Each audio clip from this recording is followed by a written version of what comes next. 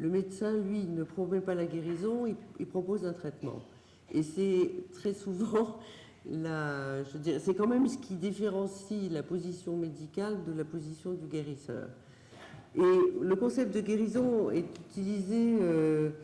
Les médecins n'aiment pas ce concept. Ils parlent de rémission, ils parlent de ce que. Enfin bon, ils sont d'une prudence. Ils ne sont pas très optimistes, d'une façon générale. Ambroise Paré disait qu'il avait soigné et que Dieu guérissait. Voilà. Et disons que Grodec va dire que c'est pas Dieu, mais que c'est le malade qui guérit. C'est-à-dire que c'est le médecin va aider le malade à guérir, mais c'est le malade qui va guérir. Donc c'est très compliqué cette question de la guérison. C'est pas sans le malade, le médecin ne peut pas grand-chose. D'autres questions, d'autres remarques? Non? Et on vous remercie infiniment. On vous a un petit peu enlevé.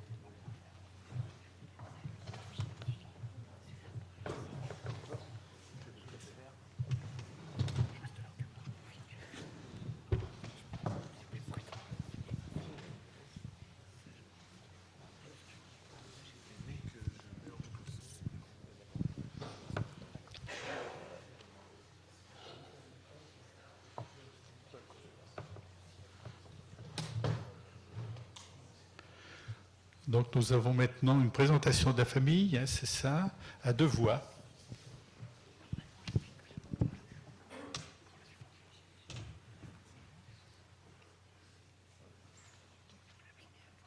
Alors je voudrais, pour commencer, remercier les organisateurs de nous permettre d'évoquer devant vous la famille et la vie privée de Claude Bernard.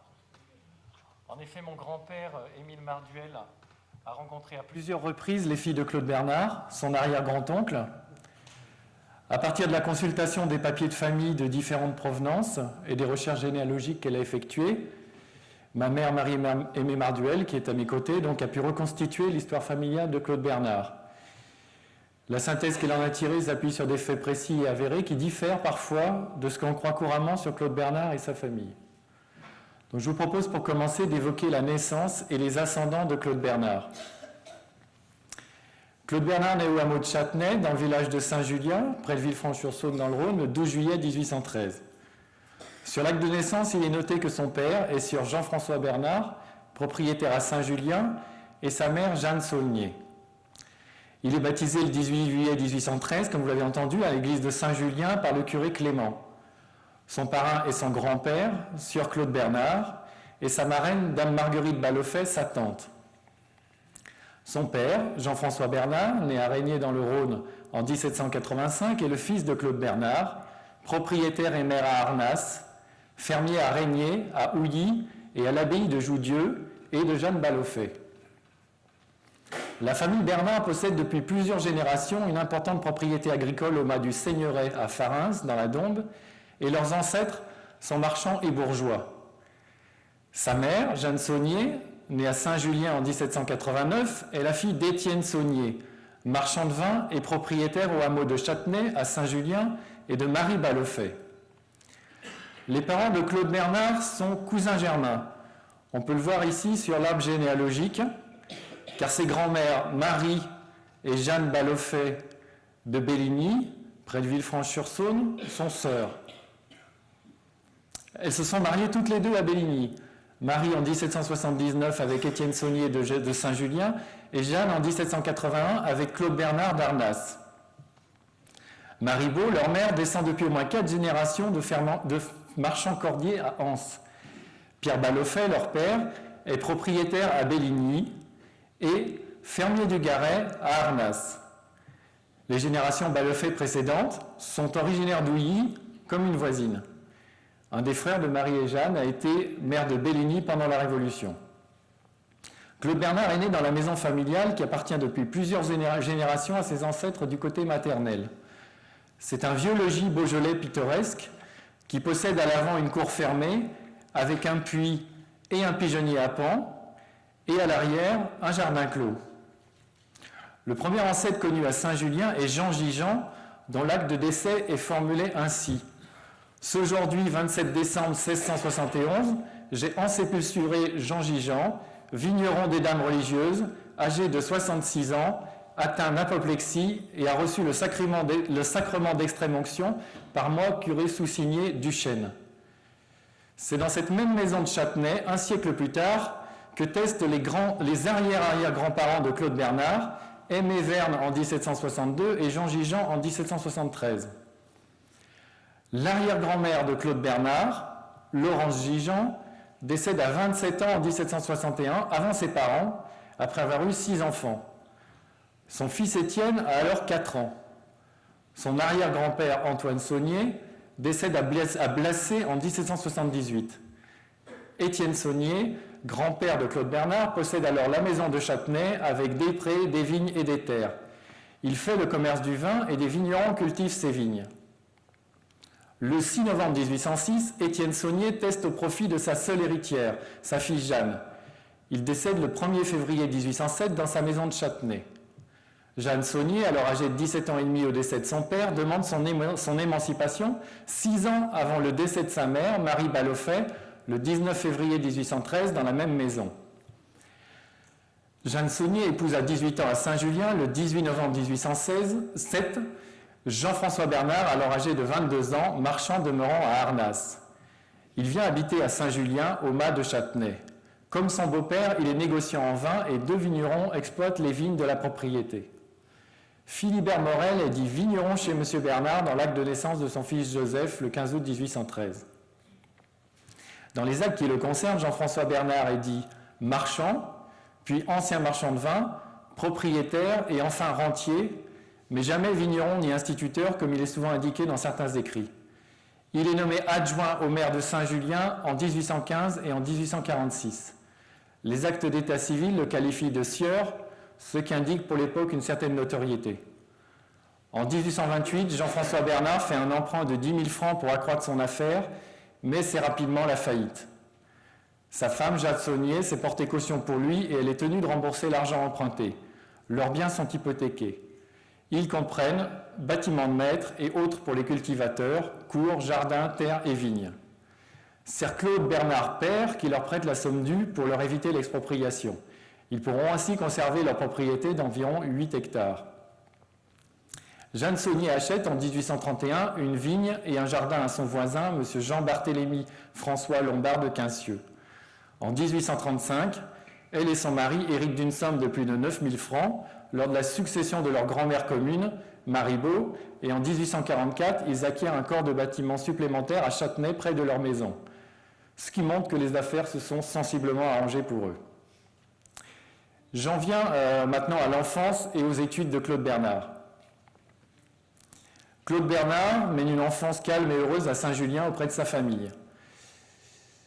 Un élément important avec sa femme, sa mère, qui est une femme douce et pieuse, il lui vouera un culte véritablement toute sa vie. Il est l'aîné de 4 enfants. 2 de ses sœurs meurent très jeunes. Il est parrain de la 3e, Antoinette Caroline, de 16 ans sa cadette. Caroline épouse à 17 ans Jean-Baptiste Quentin, meunier et cultivateur à Pouilly-le-Monial, également près de Villefranche. Jean-Baptiste et Caroline Quentin vivront à Pouilly-le-Monial, au hameau des Essarts, dans la maison qui appartenait déjà aux ancêtres maternels de Jean-Baptiste Quentin au début du XVIIe siècle.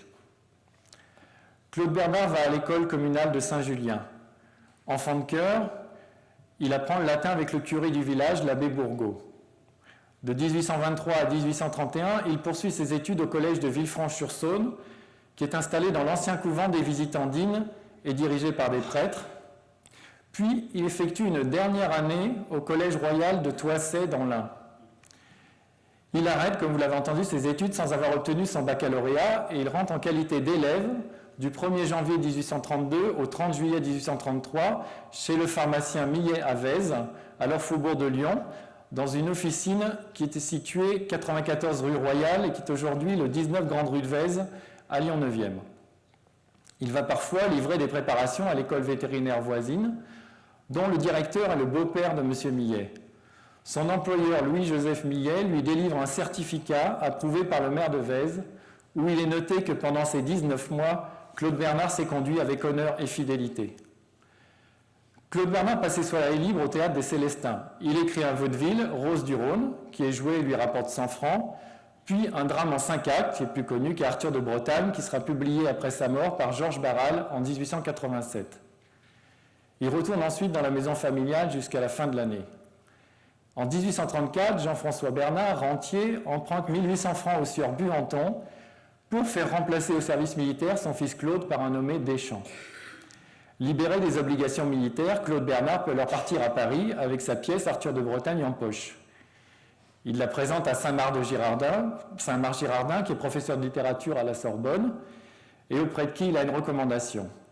C'est ce dernier qui lui dira « Vous avez fait de la pharmacie, faites de la médecine et gardez la littérature pour vos heures de loisirs. » Le 22 août 1834, la faculté des lettres de Paris lui confère le grade de bachelier ès-lettres et en novembre, il commence des études de médecine. Il devient, comme vous l'avez entendu, préparateur de Magendie au Collège de France. Il passe avec succès le concours de l'externat en 1836 et suit de l'internat en 1839. Et c'est là que sa vie scientifique bien lancée, donc Claude Bernard va construire progressivement sa vie familiale à Paris. Le 6 mai 1845, il épouse à 32 ans, il épouse à Paris, à la mairie du 5e, Marie-Françoise, dite Fanny Martin, âgée de 26 ans, fille de Henri Martin, docteur en médecine, et d'Anne-Antoinette Hézette, décédée. L'acte de mariage est une reconstitution, puisque l'original a été détruit pendant la Commune de Paris en 1871 lors de l'incendie de l'Hôtel de Ville. Le mariage religieux a lieu le 7 mai 1845 en l'église Saint-Laurent. Les témoins sont François Magendie, professeur au Collège royal de France, Théophile Jules Pelouse, membre de l'Institut, Pierre-François Chevillet, essayeur des monnaies, et Frédéric Alphonse Saint-Amand, avoué au tribunal civil. Les actes ne mentionnent pas la présence des membres de sa famille, mais on peut supposer que le père de Claude Bernard est présent. En effet, un passeport à l'intérieur valable 1 an pour aller de Saint-Julien à Paris a été délivré le 27 mars 1845 à Sieur Jean-François Bernard, natif de Régnier, profession propriétaire, âgé de 60 ans. Jean-François Bernard décédera 2 ans plus tard à Saint-Julien.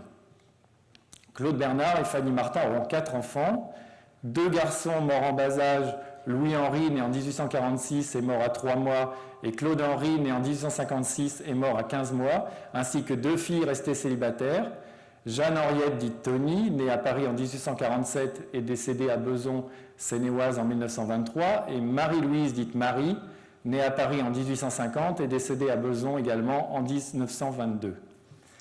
En 1849, Claude Bernard reçoit à Paris sa mère Jeanne Saunier, alors âgée de 60 ans. Au cours de ce séjour, elle est photographiée avec sa petite fille Tony sur les genoux chez un des rares photographes de la capitale. Tony et Marie sont également photographiés en 1857. Pour son époque, Claude Bernard a fait l'objet de beaucoup de portraits et de photographies. On le voit par exemple en 1854, à 41 ans, dessiné par Perrichon. En 1858, à 45 ans, avec une lithographie de Laemelin. En 1861, à 48 ans, peint par Guillermet. En 1865, à 52 ans, avec une photographie faite par Trincard. En 1869, à 56 ans, avec ce cliché de Reutlinger. Et en 1876, à 62 ans, peint par Mangin. Claude Bernard et Fanny Martin se séparent officiellement le 22 août 1870. Leur mariage, arrangé par le chimiste Pelouse, était voué à l'échec car trop de points les séparent. Claude Bernard est issu du milieu rural alors que Fanny Martin est parisienne et vient d'un milieu plus bourgeois. Lui est entièrement absorbé par ses recherches alors qu'elle rêve d'une vie mondaine. Lui sacrifie des animaux pour ses expériences, tandis qu'elle a une passion pour les chiens. Les 2 filles prennent le parti de leur mère et Claude Bernard, alors au sommet de sa gloire, se retrouve seul. Cependant, il garde avec ses filles des relations affectueuses et correspond avec elles. C'est à cette époque qu'il fait la connaissance de Marie Sarah Rafalovitch. Elle suit ses cours au Collège de France et se fait présenter aux savants qu'elle admire. Née à Odessa, elle est la fille d'un banquier russe qui émigrera ultérieurement en France. C'est une femme belle et cultivée qui parle couramment 8 langues. Claude Bernard est émerveillé par cette personne éblouissante qui allie de rares qualités intellectuelles et morales à une grande beauté tout en étant une bonne mère de famille et une épouse modèle. Madame Rafalovitch, de son côté, se trouve séduite, alors je cite, par le rayonnement d'intelligence et de bonté que Claude Bernard dégage, par son abord plein de sérénité, de simplicité et de sérieux, par sa stature élevée, il mesure 1,84 m, et par le prodigieux développement de son front et de ses tempes. Entre 1869 et 1878, Claude Bernard lui écrira près de 500 lettres depuis Saint-Julien et depuis Paris. À Paris, il change fréquemment de domicile. En 1872, il laisse l'appartement rue du Luxembourg dans le premier arrondissement de Paris que sa femme et ses filles ont quitté quelques années auparavant. Et il vient habiter au 40 rue des Écoles, Paris 5e, juste en face du Collège de France.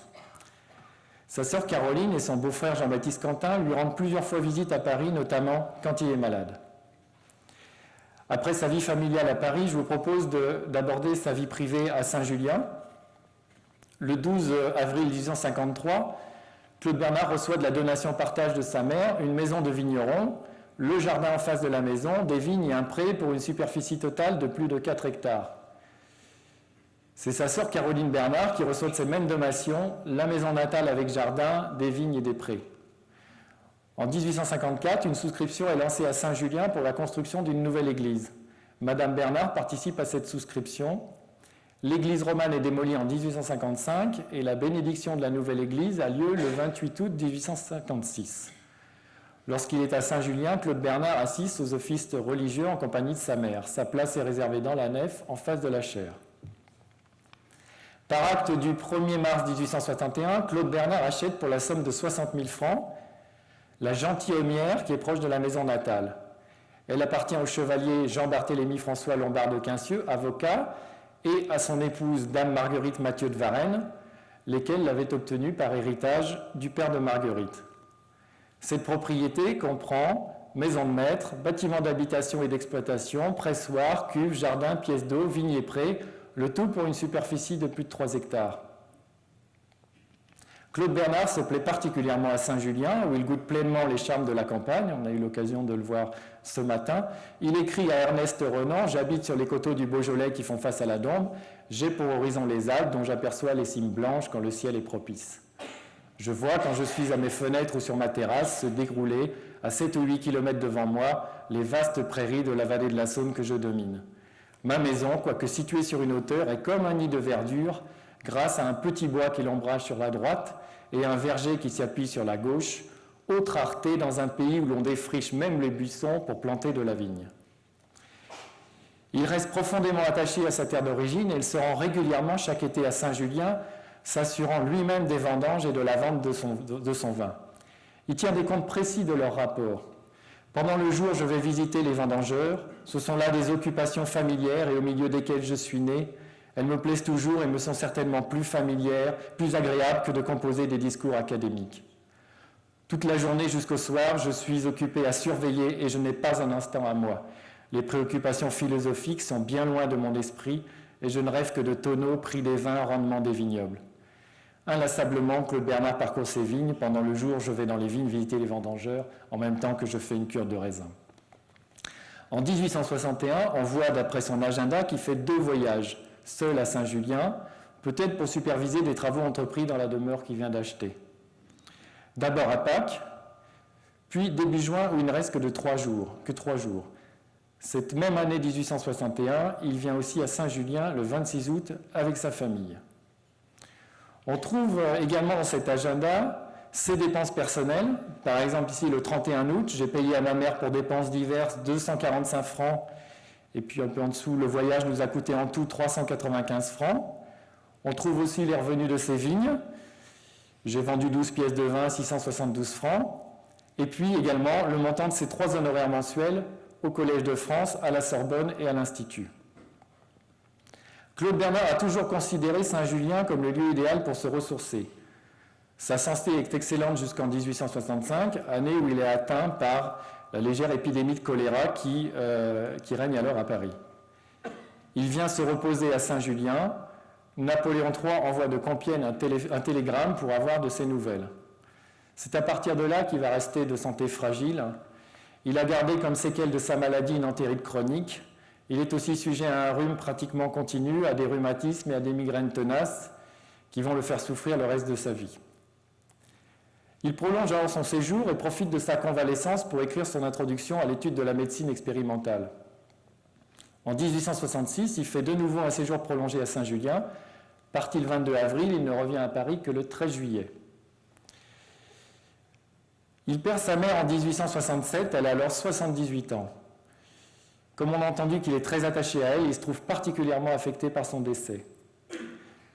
Les parents de Claude Bernard, sa sœur et son beau-frère, sont inhumés dans un caveau au cimetière de Saint-Julien. La parcelle de terrain pour ce caveau a été vendue à Claude Bernard par le maire, M. Claude Camille Roche de la Rigaudière, au nom de la commune de Saint-Julien, le 10 août 1868, en vue d'une concession à perpétuité. Il est noté que dans ce terrain, M. Claude Bernard pourra établir sa propre sépulture et celle de ses descendants, ainsi que celle de ses parents, de sa sœur et de son beau-frère. Aucun monument ou inscription ne pourra être établi sur cette tombe sans avoir été au préalable approuvé par le maire de Saint-Julien. En 1870, Claude Bernard manque le temps des vendanges. Il ne vient à Saint-Julien qu'à la fin de l'année et il y restera jusqu'en juin 1871, comme on a pu le voir tout à l'heure. En février, Louis Pasteur lui rend visite dans sa propriété. Les deux hommes s'estiment beaucoup et se portent réciproquement une grande admiration. Pasteur trace ainsi le portrait de Claude Bernard, je cite, « La distinction de sa personne, la beauté noble de sa physionomie empreinte d'une grande douceur, d'une beauté aimable, séduisent au premier abord. Nul pédantisme, nul travers de savant, une simplicité antique, la conversation la plus naturelle, la plus éloignée de toute affectation, mais la plus nourrie d'idées justes et profondes, voilà quelques-uns des mérites extérieurs de M. Claude Bernard. » Après Pasteur, Claude Bernard a le plaisir de recevoir à Saint-Julien Mme Rafalovitch avec son mari et ses enfants en octobre 1872. Ils font une étape chez lui en partant pour l'Italie. Il lui écrit quelques jours auparavant « Une voiture viendra vous prendre à la gare de Villefranche pour vous amener à Saint-Julien. Un de mes vignerons, moi si je puis, seront là pour vous attendre. » En août 1873, il envoie un courrier à Mme Rafalovitch en lui indiquant « Je fais à la hâte mes préparatifs de départ. La maladie de mon neveu atteint d'une fièvre typhoïde grave m'appelle quelques jours plus tôt que je ne l'aurais voulu. J'espère pouvoir partir lundi prochain. » Il parle en fait du mari de sa nièce Jenny Quentin, Joseph Devey, qui devait succomber avant son arrivée, à l'âge de 35 ans. Claude Bernard écrit quelques jours plus tard de Saint-Julien « Il est bien triste pour une jeune femme de rester à 25 ans veuve avec 2 enfants. J'ai quitté ma sœur qui demeure auprès de sa fille pour revenir à Saint-Julien, où je suis arrivé exténué. » Le 15 janvier 1874, il répond de Paris à Jenny Quentin. « Ma chère nièce, je te remercie de tes vœux de nouvelle année et je te souhaite de mon côté que tu ne traverses plus d'aussi rudes épreuves et que tu trouves dans l'affection de tes enfants et dans l'amitié de ceux qui t'entourent la force et le courage de supporter tes chagrins. J'ai vu dernièrement tes cousines, Tony et Marie, qui m'ont beaucoup parlé de toi. Elles m'ont chargé de te transmettre leurs amitiés et de te renouveler l'expression de leurs sentiments et de tout l'intérêt qu'elles prennent à ta position. » Le 7 février 1874, il envoie de Saint-Julien un panier de fruits à ses filles, où il joint un mot pour Tony indiquant « Ta cousine Jenny et ses enfants sont venus passer 2 jours avec moi et sont retournés à Pouilly. Ils vous envoient tous bien leurs amitiés et vous embrassent. » Et il signe « Votre père affectionné ».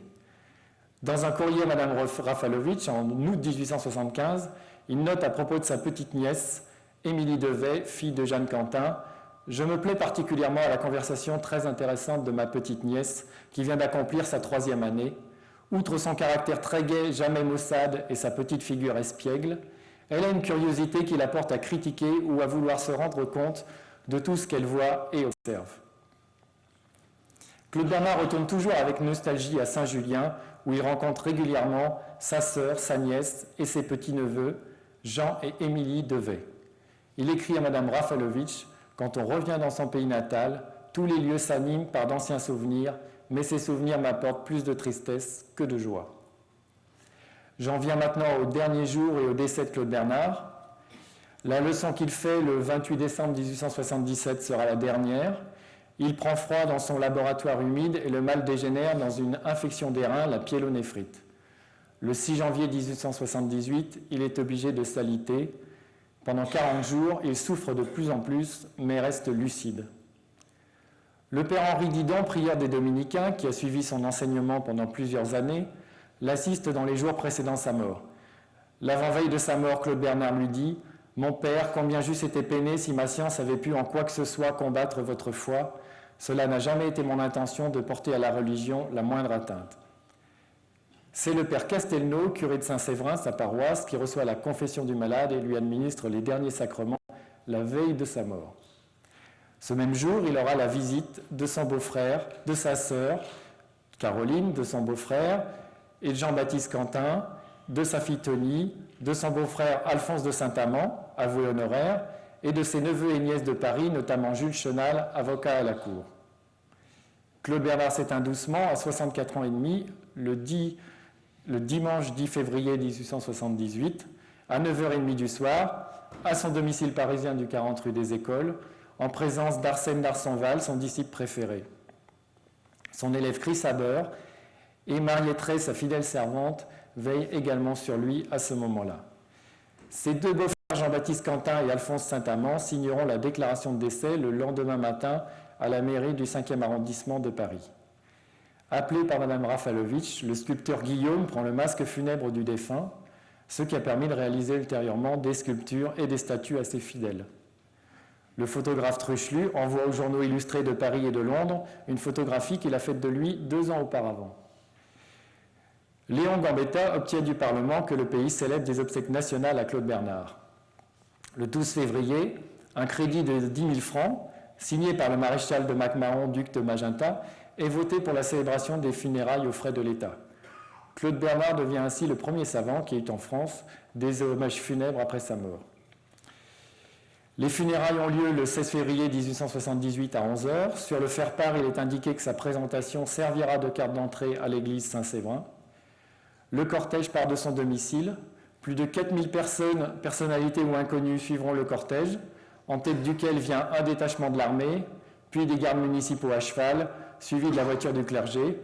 Viennent ensuite le char funèbre tout argenté et traîné par 4 chevaux, un maître de cérémonie portant sur un coussin les décorations du défunt, la famille, des membres de l'Académie de médecine et de l'Académie française, des médecins, des scientifiques, des sénateurs, etc., etc. Le service religieux se déroule à l'église Saint-Sulpice, puisque l'église Saint-Séverin, initialement prévue pour la cérémonie, s'avérait trop petite. L'inhumation a lieu au cimetière du Père-Lachaise. Claude Bernard est enterré dans la section 20 du cimetière, dans le tombeau où reposent déjà ses 2 fils. Des discours sont prononcés au nom des grands corps savants auxquels il appartenait, l'Académie française, l'Académie des sciences, l'Académie de médecine, le Collège de France, le Muséum, la Faculté des sciences et la Société de biologie. Je vais en terminer maintenant avec la succession de Claude Bernard. Après la mort de Claude Bernard, une vente aux enchères publiques est organisée des 1077 livres et brochures qui composent sa bibliothèque scientifique. Cette vente a lieu du 5 au 8 juin 1878 à son domicile du 40 rue des Écoles. Un catalogue des livres à vendre est édité par la librairie Bayer. Claude Bernard a aussi demandé à ses héritiers de remettre entre les mains d'Arsène d'Arsonval toutes ses œuvres inédites, ce que feront ses filles. Tony et Marie Bernard, ses filles, continuent à vivre à Besançon avec leur mère Fanny Martin qui décède le 9 octobre 1901. En 1907, Émile Marduel, donc l'arrière-petit-neveu de Claude Bernard, qui est mon grand-père, voit pour la première fois Tony et Marie Bernard à Pouilly-le-Monial. Il est alors âgé de 12 ans. Il les reverra plusieurs fois par la suite dans leur maison de Besançon, au lieu dit Le Grand Cerf, où elles élèvent de nombreux chats en compensation des animaux sacrifiés par leur père. Marie, dont une des particularités est de porter en permanence des vêtements blancs, participera à la création du cimetière pour animaux d'Asnières. En 1913, le centenaire de la naissance de Claude Bernard est fêté à Saint-Julien. Une médaille commémorative est gravée à cette occasion par Alfred Borel. Tony Bernard vient pour la dernière fois à Saint-Julien pour les cérémonies. Elle y retrouve ses cousins Marduel de Pouilly-le-Monial, mais sa sœur Marie, qui sort très peu, ne l'accompagne pas. Une messe est dite le samedi 12 juillet 1913 à la mémoire de Claude Bernard. Elle est célébrée par l'abbé Nérat, aumônier de l'hôpital d'Egenet à Lyon. L'homélie est prononcée par l'abbé Louis Duplain, curé de Saint-Julien et auteur d'une notice historique très bien documentée sur Saint-Julien et sur Claude Bernard. Marie Bernard meurt à Besançon le 14 septembre 1922 et Tony, à son tour, le 7 janvier 1923. Toutes deux sont également inhumées au cimetière du Père-Lachaise dans la tombe de leurs parents. Elles sont restées célibataires et Claude Bernard n'a donc pas de descendants. Jean Devet, Émile Marduel et son beau-frère Barthélemy Desmours, époux d'Hélène Marduel, se rendent chez elle à Besançon pour la succession. Ils doivent brûler un certain nombre de papiers et d'objets détériorés par les chats et qui sont donc devenus inutilisables. Après le décès de Tony Bernard, les héritiers sont les petits-neveux de Claude Bernard, Jean Devet et Émilie Devet, épouse de Pierre-Marie Marduel, ainsi que Madame Veuve Chenal, née Saint-Amand, fille d'une sœur de Madame Claude Bernard. En 1923, les éditions de Lagrave rachètent les droits d'auteur aux trois héritiers pour l'ouvrage de Claude Bernard, l'introduction à l'étude de la médecine expérimentale, pour la somme de 6 000 francs. Pierre-Marie Marduel rachète la totalité de la propriété Claude Bernard à Saint-Julien en 1923. Cette propriété, qui vient de la donation de Madame Veuve Jean-François Bernard et de l'achat par Claude Bernard aux époux Lombard de Quincieux, comprend donc la maison bourgeoise, les logements, les dépendances des deux vignerons et près de 9 hectares de terrain. Mais Pierre-Marie Marduel décède en 1926 et sa femme Devet